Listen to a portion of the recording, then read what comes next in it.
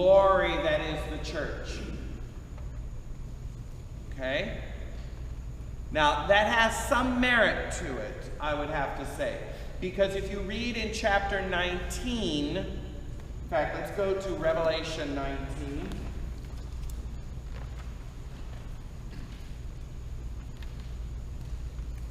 Look at verse 7.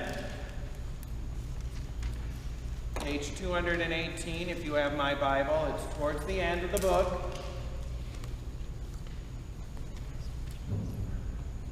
It says, "Let us rejoice and exult and give him the glory, for the marriage of the Lamb has come, and his bride has made herself ready. It was granted her to be clothed with fine linen, pure and bright." Did you see that? So an image somewhat similar to the woman clothed with the sun. And since she is the bride of the Lamb who rules the nations, she is a royal figure herself, the church. All right? So this gives us an indication that the image of the woman clothed with the sun could also be the church. Now, here's some difficulties with both of these interpretations. Okay? There is less difficulty with understanding that Israel is the image that is here, because if you follow the image of the woman clothed with the sun, she is with child, right? She cries out in birth, and she gives birth to whom? A male child. And what does it say? Who will rule the nations with a rod of iron. Verse 5 in chapter 12. Okay? Who is that male child that rules the nations? Jesus. Okay? So we're kind of getting ahead of who are these other characters. The man-child that the woman gives birth to rules the nations with a rod of iron. There's only one person that is. Jesus. That phrase, to rule the nations with a rod of iron, comes from Psalm 2. Turn to Psalm chapter 2.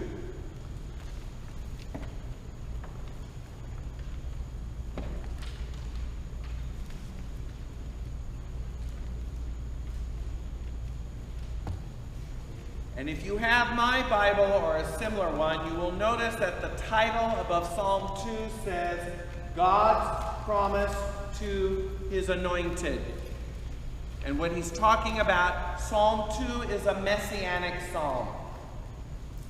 What does that mean? It means it is a promise of the Messiah who is to come. Okay? Anointed in Hebrew is Mashiach, where we get the word Messiah. In Greek, it would be Christos, or Christ. It simply means anointed one. Psalm 2, verse 8. Well, let's go to verse 6. I have set my king on Zion. Did you hear that? My holy mountain. I will tell of the decree of the Lord. He said to me, you are my son. Today I have begotten you. Ask of me, and I will make the nations your heritage. Keep reading. To the ends of the earth your possession. You shall break them with a rod of iron. A rod of iron. The king, the anointed one, the ruler of Zion that God will establish, gives him a rod of iron to smash the nations into submitting to him. You get it? And dash them into pieces like a potter's vessel. Now therefore, O kings, be wise. Be warned, O rulers of the earth. Serve the Lord with fear. With trembling, rejoice, lest he be angry and you perish in the way, for his wrath is quickly kindled. Blessed are all who take refuge in him. Notice how that psalm connects with Revelation 11 with all the rejoicing in heaven about God is ruling and reigning. You got that? Are you following me here? We're still trying to identify who this woman is. But if we go back to Revelation 12, with the acknowledgement that the son, the child that is birthed from the woman, is the Messiah. Because this is quoting Psalm 2. And by the way, this isn't the only place where this is quoted. If you look at Revelation chapter 2, verse 7, we heard this phrase before.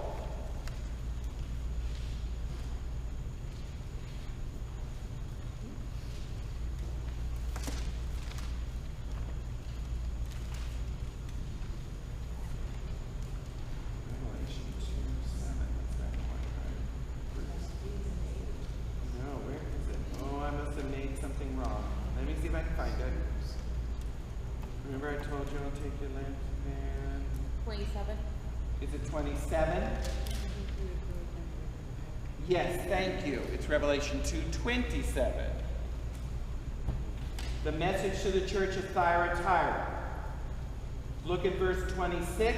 He who conquers and keeps my word, I will give him power over the nations.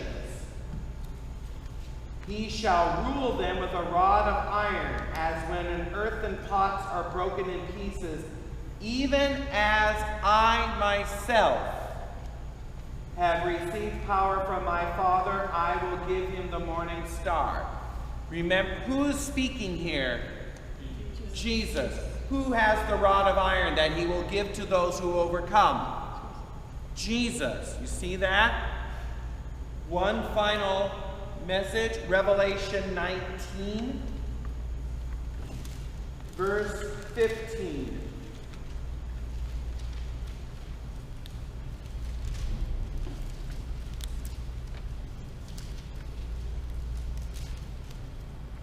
Actually, look at verse 13. He is by which is called the Word of God. Who is the Word of God? Jesus. He is the Logos. He is the Word made flesh. John chapter 1. And the armies of heaven wearing fine linen, white and pure, followed him on white horses. From his mouth issues a sharp sword, which strikes the nations, and he will rule them with a... You see that? It is very clear who has the rod of iron that rules the nations. Jesus. So who is this man-child that is birthed from the woman? Jesus. Now, if I say that the woman that's clothed with the sun is Israel, it is Israel, if you will, that birthed Jesus to the world. It was through Israel, through the Jews, that Jesus came into the world, right? So that is a clear connection that you can see in an image form, in a symbolic manner. The Jews, if you will, as a nation birthed Jesus to us. Right? Yep. That's not true of the church. The church didn't birth Jesus. So that's where the understanding that the woman is the church has a problem. Because the church doesn't birth Jesus. Jesus birthed the church. Right? Yes. It wouldn't be a church if it weren't for Jesus. You hear me? Yeah. But Jesus came through the nation of Israel. He was a Jew. So was our Blessed Mother. So you see, by understanding that this image has a greater significance, we can see how this can be applied to Mary. Because she literally birthed Jesus into the world, right? There's no question about that. But she was a humble peasant girl. Why all of this sun, moon, stars business? Because it shows her in her glorified state. and that she, if you will, is the image of what Israel should have been. She represents the perfect Jew because she had faith in the God of Abraham. When God sent his angel to her and said, "You're going to birth the Messiah," what did she say? "Let it be done to me according to your word." That's how Israel should have responded to God from the beginning. But they didn't. You see that? So she represents the glory of what Israel should have been. And because of that, she is clothed with all of this royalty. Does that make sense? Yep. So it represents, this sign represents a real person, and it's symbolic of the nation of Israel as a whole in its best form. Okay? Because of all the imagery that's around it. Okay? Because while Mary was a real person, while Mary personally birthed Jesus, the other stuff that happens to the woman never happened to her. What do you mean? We'll keep reading. Verse 7. War rose in heaven, Michael and his angels fighting against the dragon, and the dragon and his angels fought, but they were defeated. There was no longer any place for them. Okay, I'm kind of jumping down. The devil is sent to the earth, right? And it describes how the devil is enraged because he lost his place in heaven. Now, read verse 13. When the dragon saw that he had been thrown to the earth, he pursued the woman who gave birth to the child. But the woman was given 2 wings of a great eagle, that she might fly from the serpent into the wilderness, to a place where she is to be nurtured for a time, times, and a half time. Did you hear that? Yeah. That never happened to Mary in a literal sense. And by the way, this is more applicable to the church than it is to Israel at this point. Why? Because it's describing the state of the woman. If we assume it's the church, she is protected by God to go into the wilderness for a time, times, and a half time. How much is that? 3.5. Right. A time, times, and a half time. That's a total of 3 years. 3.5 years. Which is how long the 2 men prophesy, right? How long the beast will reign on the earth. So everything is revolving around this 3.5-year period. All right? This woman is thrown into the wilderness to be protected by God for a time, times, and a half time. That's more indicative of what the church will go through. This great final testing, okay? In a symbolic manner. Now watch. Verse 15, the serpent poured water like a river out of its mouth after the woman, to sweep her away with a flood. But the earth came to help, and the earth opened its mouth and swallowed the river. You can just imagine this on the screen, can't you? I mean, it's like something out of Dungeons and Dragons, you know? A woman given wings, the dragon spewing forth water, trying to knock her out of the air, the earth opening up, swallowing the water. I mean, you know, it's just drama. You just love it, you know? Verse 17, the dragon was angry with the woman and went off to make war on the rest of her offspring. Did you hear that? She gave birth to one child, but now it's saying that she has other offspring. Who are those offspring? Keep reading. We are. Those who keep the commandments of God and bear testimony to Jesus. Who is that? Faithful. That's us. Did you hear that? So, did Mary give literal birth to all of us? Not really, not in a physical sense. In a spiritual sense, you could say, yes. Spiritual sense, yes.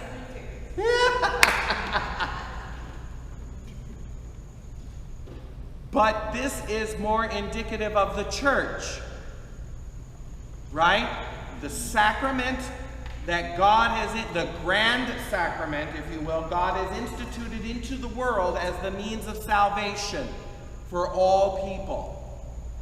You see? So that's why the first half of the vision doesn't quite fit the church, because Jesus isn't born out of the church. In the same way that Jesus was born out of Israel, if we take it in symbolic sense. But the latter half is the offspring of the woman is clearly those in the church, those who keep the commandments and follow the testimony of Jesus. And that's the church. She represents the mother of all the church, if you will. Right? So spiritually speaking, you're right. She is the... Can it still be the Virgin Mary? Yes.